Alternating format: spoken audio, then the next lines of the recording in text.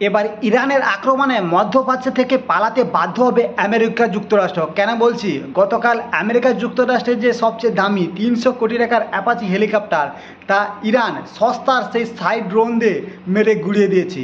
এর আগেও F-35 America যুক্তরাষ্ট্রের সবচেয়ে দামি যুদ্ধবিমান, তারা দাবি করেছিল যে এটাকে কেউ গিরাতে পারবে না। তা সেই গর্বকে খর্ব করে দিয়েছে অনেক আগেই ইরানের সেই সস্তা মিসাইল দিয়ে। এরপরে যে অ্যাপাচি হেলিকপ্টার সেটাকেও গতকাল গুড়িয়ে দিল। এর জবাবে ইরানকে ধমকি দিয়ে ট্রাম্প বলেছে যে তারাও এর জবাবে হামলা করতে চলেছে, যা করেও দিয়েছে। গতকাল ইরানের প্রায় 8টি জায়গায় দাবড়তোড় হামলা চালায়, যার মধ্যে রয়েছে কেশব বন্দর, যেটা হচ্ছে ইরানের সবচেয়ে বড় বন্দর, যেটাকে ইরানের সাইড্রোনের রাজধানীও বলা যেতে পারে।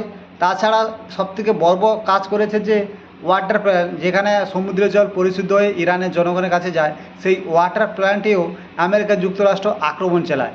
এর ফলে ইরানের কাছে স্পষ্ট হয়ে গেল যে তারাও মধ্যপ্রাচ্যে থাকা বিভিন্ন আরব কান্ট্রি যে ওয়াটার প্ল্যান্ট রয়েছে তারাও আক্রমণ চালাতে পারে। আমার মনে হচ্ছে না ইরানের মতন কান্ট্রি এইসব বর্বরতা কাজ করবে, তবুও বলা যায় না যুদ্ধের ক্ষেত্রে এসব হতে পারে পাল্টা আক্রমণ।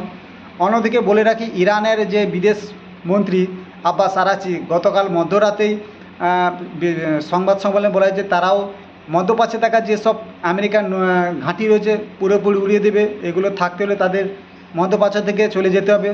যেই বলা সেই কাজ, আজ ভোর রাতেই আমেরিকা যুক্তরাষ্ট্রের পরপর 21টি সামরিক ঘাঁটিতে দাবড়তোড় হামলা চালায়।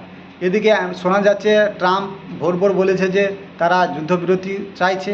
আর অন্যদিকে একটা পেন্টাগনের মাধ্যমে শোনা যাচ্ছে যে আরব কান্ট্রি যে আছে ইউএই, সৌদি আরব ও কাতার, তারা একটা ইরানের সঙ্গে চুক্তি করতে চলেছে $2 মিলিয়ন দিয়ে। তারা বলতে চাইছে যে তারা যেন ইরানের অ্যাটাক যেন তাদের দেশের কোনো সম্পত্তির উপর না হয়।